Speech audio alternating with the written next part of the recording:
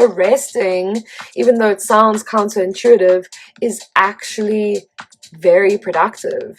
And the more I find that I rest in my luteal and in my bleed phase, the more I actually have energy to utilize in the rest of my cycle. Hello and welcome to Sync and Flow, the podcast with me, your host, Josie Thorne. I am a Red Tent Women's Circle facilitator, a womb healer, and feminine empowerment coach. I have been guiding women to embody their true essence through womb activations and feminine embodiment practices. I started Sync and Flow to help educate and connect women back to the wisdom of their sacred womb space and cyclical nature. I want to help all women reawaken to the true power of the feminine that lives deep within them, so that they may cultivate a relationship to self that is rooted in pure trust, divine love, and a deeply intuitive connection to the body. Thank you for being here and taking the time to listen to this podcast episode. I hope you enjoy. How can I stay balanced in my luteal phase? I've had a friend ask me this. I've had two friends actually ask me this, and just reach out and say, how do I get myself in a good headspace? How can I unfuck myself in my luteal phase?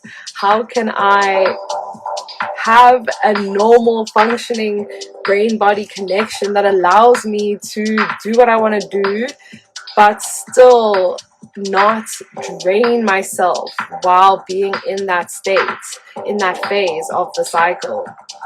It's so important that we learn how to remain balanced, because there's so much societal pressure for us to just keep going, that it's very common experience for a lot of women to steamroll their ways through their luteal because they've just been on this really high energetic train. I have my nettle tea. I'm also going to be speaking about the herbal allies that we can really utilize to support our body when we are cycling and through those dips in energy and hormones that we start to feel towards the end of the cycle. And how can we best support our mind, body, and soul at this time? Because we come into our cycle with so much estrogen that we just get so excited for life. We really just want to go out and we want to do all the things, and we're project planning. So in follicular, at the beginning of the cycle, we are just really stoked. Just do all the things and set those goals, set those intentions, get those creative plans rolling. And as we move through the cycle, we get into ovulation, and this is our highest productivity phase. And we're going to be doing all the things and being super sociable.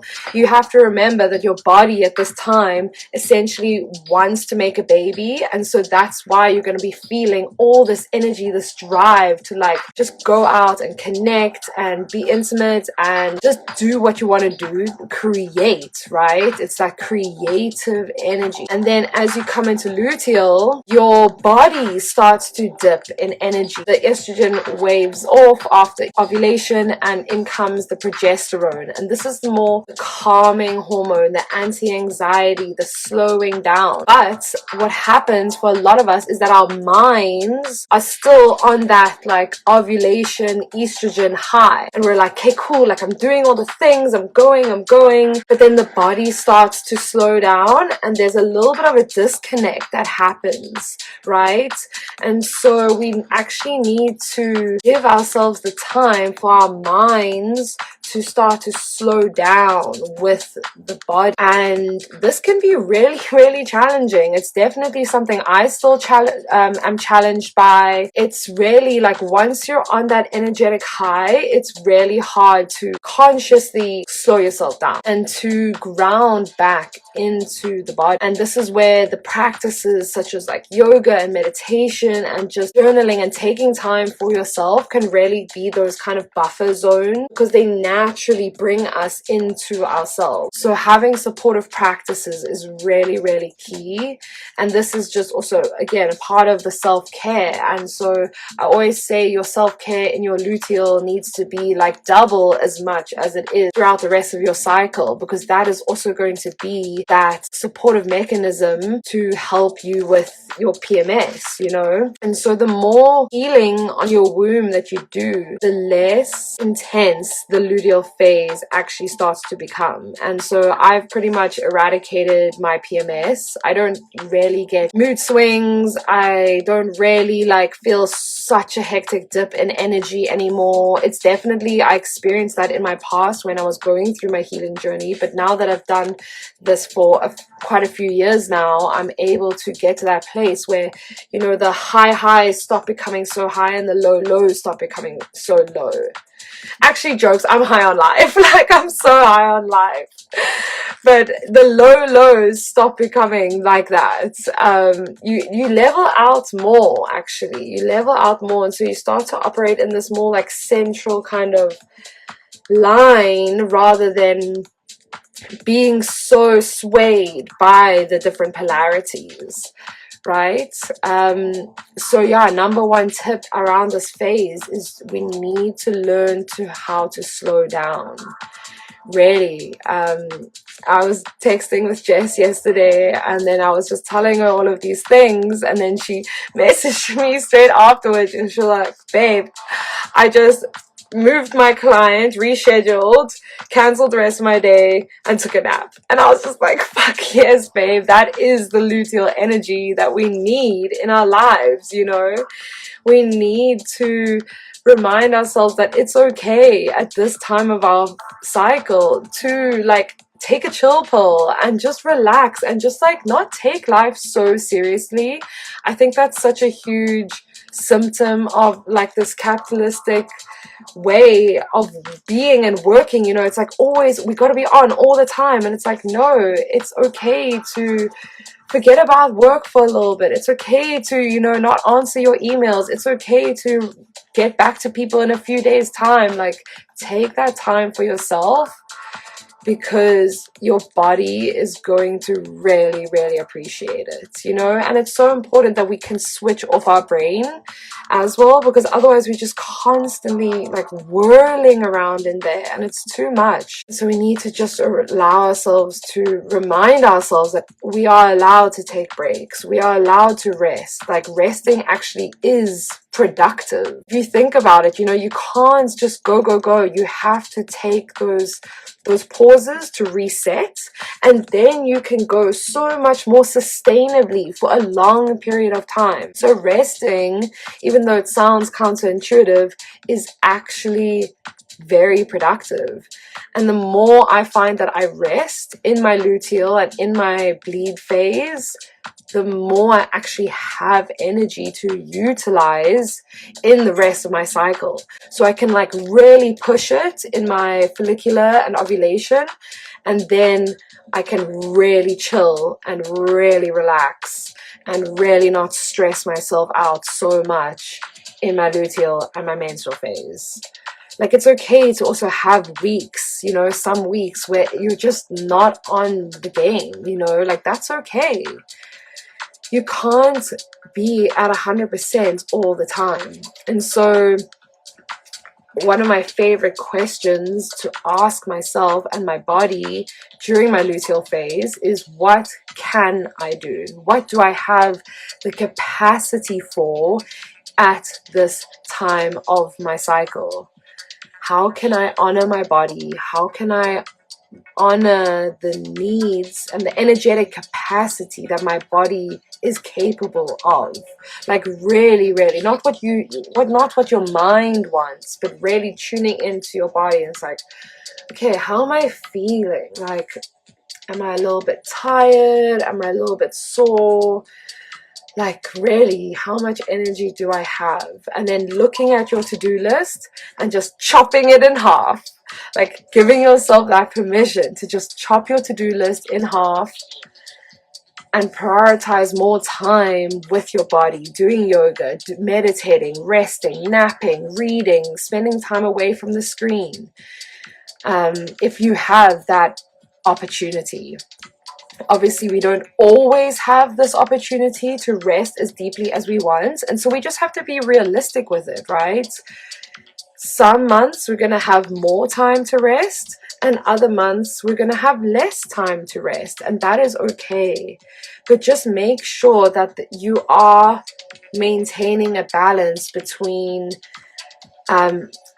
stuff that's stimulating your mind and things that are stimulating your body, because we want to keep that balance. We want to keep this mind-body connection in check so that we are always aware of what is going on in this lower half of our body, so we can really utilize our energy in the best way without burning ourselves out, and really just listening to our bodies.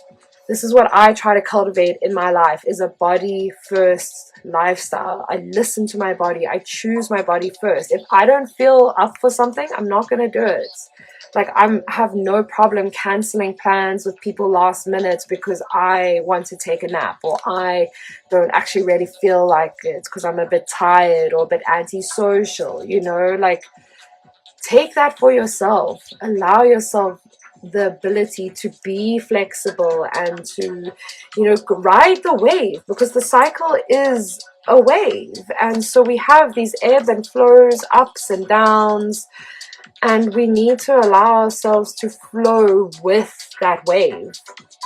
And just knowing that, like, a follicular and ovulation are the masculine half, the masculine kind of phases of the cycle, because they're more outwards focused. And then the luteal menstrual phases are the more feminine energetics of the cycle, because they're more internally focused. And so we need to have this balance where we're checking in between what's happening externally, what's happening internally. And actually, what I found as a spiritual woman is the more you prioritize the internal, the better your external gets. Like, the more you can operate from overflow and abundance, the more your life just starts to blossom in abundance, and opportunities just flow to you, and ideas come to you, and you know, manifestation is just like, it starts to speed up, because you've cleared all the density and the trauma and the blocks and the self-limiting beliefs inside, because you've actually taken that time to prioritize that connection with yourself, and to prioritize getting to know yourself, and prioritize healing your body. And then things can just move so much faster, and you will see you don't have to put in as much effort into doing things, because it's just flowing, right? So the cyclical living can really be applied to so many different lenses in terms of how we see our health, how we eat, how we take care of ourselves, how we, you know, just be aware of what phase am I in, what are my body's energetic capacities, what do I have to do, what can I maybe push towards the end of the week, what can I push towards next week, you know? And then maybe you want to, you know, in your energetic phase, in the follicular and ovulation, like, take on more stuff, so that in your luteal you can be more free, you know, because you've gotten it out the way first and you've ticked all those boxes off. So yeah, let me know if this is resonating. Let me know how we're doing. If what I'm saying makes sense. Yeah, it's really, really important, this body wisdom and this body awareness, and the ability to be in tune with ourselves, to give ourselves that permission slip to choose ourselves, and to prioritize that internal connection. Move to the beanbag. Yeah, just chill out. Like, I know I'm also at my desk, and sometimes things can be done from the couch too. Remember that. Remember that. So there's always a balance, and it's just about getting to know what is our balance, what feels good for us, what's, you know, because my version of resting is going to be different to your version of resting, and what's good for my body is different to what's good for your body. So yeah, listening to the womb and prioritizing that womb connection, not just during your bleed. This is another thing I was saying to my friend yesterday, is staying connected to your womb throughout your cycle is also really important. Like checking in with her, breathing into her. You know, at the end of your yoga or at the end of your meditation, just like take an extra 5 minutes and just place your hands on your lower belly, onto your womb space, and just deep breaths. Because the more your womb knows that you're there, the more she is going to really trust you and trust that you are listening to her. And so she doesn't have to scream at you during your PMS and during your luteal and during your period. Sorry. In your luteal phase, your womb screams at you in the form of PMS, which actually stands for provide me space. And then in your menstrual phase, your womb screams at you in the form of cramps. So you decide, check in with your womb throughout your cycle, or suffer the consequences of her not being 100% happy with you. You know, like you need to see that your womb is almost like this external friend slash animal that lives inside of you and has her own consciousness, because she really does. She really, really does. And when we make time for her, she can whisper us guidance and secrets and give us power and open up so much more to flow, open the gates of those sacred juices.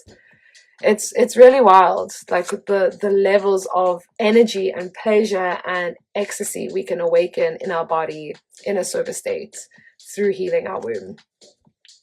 So listen to her. She's super, super wise. She's also connected to all your previous female ancestors that have ever come energetically in your life. And you can tap into their wisdom through your womb, which is also really fucking cool. So yeah, the womb is a powerful, powerful portal. And when we listen to her and honor her and respect her and love her and care for her and nourish her, then she gives us so many gifts in return. So many gifts. I wanted to talk to you guys about the weed allies. I'm drinking my nettle infusion. Nettle is an amazing, amazing plant. It is, my friend always says to me, 100 times healthier than green juice, 100 times more potent. It's also an amazing coffee substitute because nettle gives you prolonged energy. That's a slow release, whereas caffeine is a fast release. It's also super high in vitamin K, all the vitamins, a lot of the micronutrients that we're missing from our diets. We can get them through drinking wild weeds. And the reason that they're wild is because they haven't been genetically modified. They haven't been touched by big industry. So they still have 100% of their ancient genome, their ancient genetics from thousands and thousands and thousands of years ago. So they are resilient as fuck. And when we drink them, we get all the micronutrients that we need. And we start to adopt some of that resilience into our bodies through nourishing ourselves at such a deep level, at a cellular level. So a lot of, like PMS symptoms and feeling tired and energy imbalances, these can also be related to a micronutrient deficiency, also related to gut health. It's all interlinked, but I don't need to tell you that. I know you already know that. It's all interlinked. So I love working with a variety of tools. The weeds are definitely a massive tool in my life. Thank you, Annette Muller. Thank you, Wild Nettle. That's my local witch weeds hookup in Cape Town. If you don't live in Cape Town, unfortunately, you're probably going to have to find yourself a wild weed witch. But yeah, just go ask around for nettle. It grows really wildly in Europe as well. Like all over Berlin, I saw it everywhere. And then a few other great ones are red clover for womb health and hormones, also really powerful antioxidants. Oat straw is an amazing nervine, so it helps to calm the nervous system and balance you out on that level. And then that also makes you more available to receive pleasure and to feel pleasure in your body, because relaxation is such a key part of experiencing authentic pleasure. Yeah, so we got the red clover, the oat straw, the nettle. Those are like my 3 top ones. But then there's also the hibiscus. I know that's quite good for blood circulation. To start with any of those 4, all you got to do is you take the ground up plant material that's dried and ground up, and then you put it in a jar and you put boiling water, and then you leave it to infuse overnight, and then the next day it's super potent and concentrated. And a liter a day is kind of the recommended amount. So yeah, I love working with weeds. I love working with the plant allies. They're super powerful and potent. Also mushroom drops. I used to take those, reishi, cordyceps, and what was the other one? Lion's mane. Those are amazing for brain health, body health, energy, all the things.